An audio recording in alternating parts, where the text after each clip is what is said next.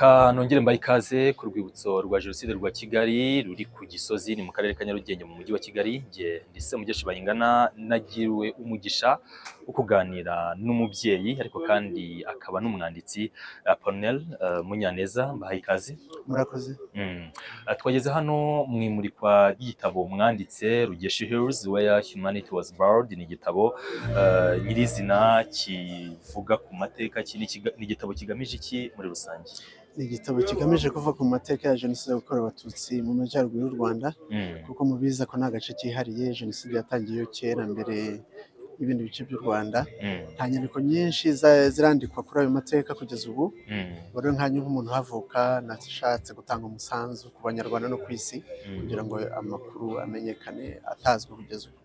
Ni igitabo kigaruka ku mateka yo mu gace ka Rugeshi gusa nk'uko bikubiye muri titre cyangwa se mu mutwe w'iyo nyandiko, cyarimo n'andi mateka y'uturi dusozi n'utundi duce hirya no hino mu Rwanda? Oya, harimo amateka menshi. Rugeshi ni umusozi mvukaho, ariko nk'uko mubizi umuntu aravuka akageraho yiga akagera akora. Harimo amakuru menshi y'ahandi hantu, ariko nuko gusa Rugeshi nk'ahantu mvuka hakoze ku mutima, hagashirira umuryango wanjye, abavandimwe banjye. Nashatse ko hagaragara cyane muri titre y'igitabo, ariko mu by'ukuri mu gitabo harimo amakuru menshi y'ubuzima bwanjye ndetse na Jenoside yakorewe Abatutsi mu Rwanda muri rusange. Umuntu agerageje kugenekereza mu Kinyarwanda ni agasozi ka Rugeshi aho ubumuntu bwashyinguwe. Washaka kuvuga kubahaguye cyangwa se n'ubunyamaswa bwahakozwe bigatuma utekereza ko ari ubumuntu bwashyinguwe? Muri rusange mu Kinyarwanda ubusobanuro bumeze buti? Ubwo umuntu uvuga bwahashinguwe ni ubunyamaswa bwahakorewe. Ahantu hari ubuzima, hatuye imiryango myinshi, abana bakina, amayira ahuza abantu, ubona ari ahantu hari ubuzima. Hanyuma igihe kimwe hakaba amatongo bitewe n'inyamaswa bikozwe n'abantu bakoreye bagenzi babo. Havuga nti rero hariya hantu mu by'ukuri umuntu arahashinguwe. Niyo mpamvu nashatse gutanga titre ivuga gutyo y'umutwe w'icyo gitabo. Ni ubunyamaswa bwakoreye nashaka kwerekana, ariko nyine buhuriye n'ubwakozwe n'ahandi hose mu gihugu muri Jenoside yakorewe Abatutsi. Mu iriburiro ry'igitabo hari aho bigaragara ko muri kariya gace n'ubundi ubwicanyi no kuburabuza abantu byatanye n'imyaka za 90, ndetse unagaragaza ko bitewe n'uko abari abayobozi bakuru mu ngabo ndetse no mu butegetsi abenshi bavuga muri biriya bice, ibyo byagize ruhare ki mu bukana bw'ubwicanyi bwabereye muri kariya gace? Birumvikana, hariya havukaga abayobozi benshi ari bo mu gisivile no mu gisirikare. Uhereye kuri Perezida wa Repubulika Habyarimana ukajya ku abakuru b'ingabo benshi, abasirikare bakuru bose bavukaga muri kariya gace mu makomine make, ariko harimo cyane cyane iyo yitwa Mpuri mvukamo, Rugeshi aho iri. Birumvikana rero nubwo twava ngo ujya kuri shehera ku rugo, mu bibi no mu byiza no muri ibyo bibi yahereye ku rugo. Kwigisha byaroroshye kurusha ahandi, kuko ni ababyeyi babwiraga abana babo, ni abana babwiraga ababyeyi babo, ni abavandimwe babwiraga abavandimwe hagati yabo, ku buryo imisaje yarihuse kurusha ahandi. Kandi ndumva ari byumvikana kuko abantu bakwibonamo barakumva kurusha undi muntu wafata umwanya wo kwigisha ngo umubwire icyo ushaka kugeraho.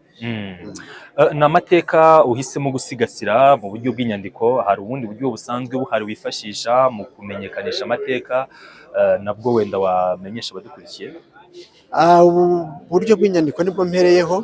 Ubundi bwari ubusanzwe bukomeye cyane bwo kuganira n'abantu, kwandikirana.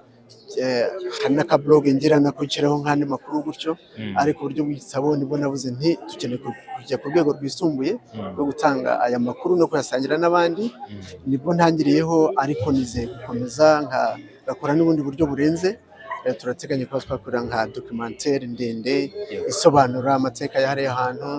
Turateganya kuba twakwandika ubuhamya bw'abantu tukabumbira hamwe, kuko murabizi ntabwo abantu bose bashobora kwandika wenda ngo basoze igitabo, ariko uganirije umuntu ukandika ubuhamya bwe tukabushyira hamwe, nabwo n'ubundi buryo ntekereza kandi bwafasha gusigasira amateka ya Jenoside yakorewe Abatutsi mu majyaruguru, cyane cyane uhereye kwigerageza ukagera ku ndunduro ya 1994. Mbere y'uko tubarekura, mwagize imirimo itandukanye muri diaspora nyarwanda muri Leta Zunze Ubumwe za Amerika.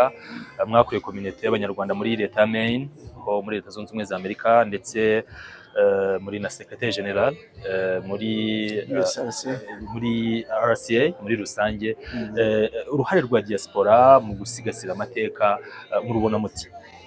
Uruhare rwa diaspora mu gusigasira amateka mu by'ukuri rurakomeye, kuko ibyo bihugu abanyarwanda bo mu mahanga babamo navuga ko nta system cyangwa nta buryo buriho buteganyijwe bwo kubungabunga amateka yacu, bitandukanye no mu gihugu. Mu gihugu hari inzira nyinshi, hari inzego za leta, hari imiryango n'abandi bantu bose babyumva bakabishyira hamwe bikasa n'ibyoroshye. Ariko muri diaspora abanyarwanda bari bafite akazi gakomeye ko kubitangira bakamenyesha abanyamahanga. Ntibazamenyekana atari bo babivuze babigizemo uruhare, kandi kubwira umuntu utagize icyo azi na gito amateka yacu guhera kure kandi ukagutwara n'igihe. Ni akazi gakomeye rero diaspora akwiriye kubikora, amateka yacu, umuco wacu, ariko bitari na jenoside gusa. Ariko burya abanyarwanda ntabwo jenoside ari cyo kituranga gusa, dufite n'umuco mwiza, dufite n'indangagaciro, dufite n'ibyiza byinshi by'u Rwanda diaspora igomba gushyira imbere. Ariko by'umwihariko twarabibonye, ingengabitekerezo yashenye iki gihugu tugomba kubirandurira mu mizi, kuko ibindi twakubaka byose igihari ni ukubakira ku musenyi. Ibyo rero kurwanya jenoside akaba ari ibintu bya mbere diaspora ikwiriye kwitaho, ariko yamara gufata icyo kivi ikarenzaho ikagera no ku bindi byiza by'u Rwanda mu mahanga, kuko abatarutse bakwiye kumenya muri twe mu byo dukora nuko twitwara. Imibare y'ikigo kibarushamibare igaragaza ko 60% by'abanyarwanda bari munsi y'imyaka 30 bivuze ko bavutse nyuma y'uko jenoside yakorewe abatutsi ihagaritswe n'ingabo zabo zari za RPA. Bivuze ko ari urubyiruko. Ubutumwa bwanyu ni ubuhe ku rubyiruko? Ni iyihe message mwabaye muri ayo mateka mwagenera urubyiruko kongera gukangura intekerezo ndetse no kubagaragariza ko amateka yacu nibyo aracari ariko tugomba kwiyubakiraho? Nibyo, urubyiruko ni amizero y'igihugu, ni u Rwanda rw'ejo. Icya mbere nabashishikariza ni ukwiga bakamenya. Buriya ikintu cya mbere gikora ku muntu ni ubujiji. Ubujiji burya bushobora kugukoresha ibintu bitandukanye, nuko ukabikora utabizi cyane cyane bigatuma ugomba kosa kandi bitari bikwiye. Ntabwo urubyiruko bige bashyiraho umwete. Isi tugezemo hari uburyo bwinshi bwo kumenya amakuru, hari internet, hari gusoma, hari si nka kera aho kubona amakuru byari bigoye. Icyo nabashishikariza rero, umwanya bafite bawukoreshe bige ku mateka y'u Rwanda, bayamenye, kandi nibamara kuyamenya bizabafasha kurwanya abayavuga nabi. Ikindi cya kabiri nababwira, birinda amacakubiri. Turabizi ko jenoside kugira ngo ishoboke ibyinshi akenshi yubakiye ku macakubiri, ibitanya abantu, ibibacamo ibice, nibyo byatumye u Rwanda rugera aho rwageze muri 1994. Ku rubyiruko rero birinde ayo macakubiri yose, bayarwanye hagati yabo, ariko noneho birenze barenge n'imipaka. Isi dutuyemo muri iyi minsi harimo ibibazo byinshi, murabizi, hari amacakubiri hirya no hino, amwe tutazashobora no kugera, ariko nk'abanyarwanda twanyuze mu macakubiri tukamenya aho yatugeza. Dukwiriye kubera urumuri n'ibindi bihugu aho amacakubiri ari, cyane abari muri diaspora bayabona bakayarwanya bikiri kare, kugira ngo ejo hatazagira uhura n'ibyago nk'ibyo twahuye nabyo. Kandi twe twarize, twaramenye uko amacakubiri asenya abantu, asenya igihugu. Ntibikwiye rero ko aho umunyarwanda ari haba ibibazo nk'ibyo ngibyo, bitewe n'uko yakwiyita ntibimureba, ntagire icyo amara, ntagire icyo amarira abandi. Birakwiye ko rero nka diaspora cyangwa n'abanyarwanda muri rusange n'urubyiruko icyo kintu twiye kucyitaho, tukiga, tukamenya, tugasobanukirwa, tukavuga ibyo tuzi, tukavuga amakuru y'ukuri duhagazeho, kandi tukabera urumuri n'abandi kugira ngo turusheho kugira isi nziza. Ubwo ni ubutumwa ku rubyiruko. Hari icyo babwira abakuze bakifata mu kwigisha amateka? Abakuze icyo nababwira rero ni nka bya bintu babwira ngo mucire birarura. Ni abantu babonye ibyabaye, babinyuzemo, babonye ingaruka. Ntabwo ari abantu bakishidikanya ngo mbese iki kintu cyavaye cyajya he, barabizi ko ari bibi.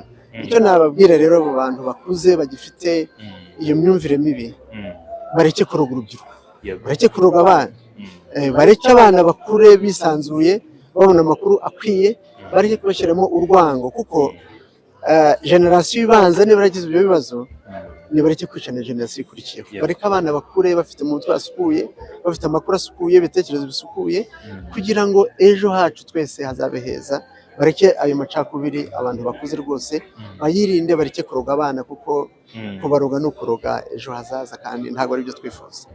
Apollinaire Munyaneza, muranyemera mbashimire ku ruhare rwanyu mu gusigasira amateka mu buryo bw'inyandiko, ariko kandi n'umwanya muduhaye ngo tuganire. Yego, Ndabashimiye cyane. murakoze cyane.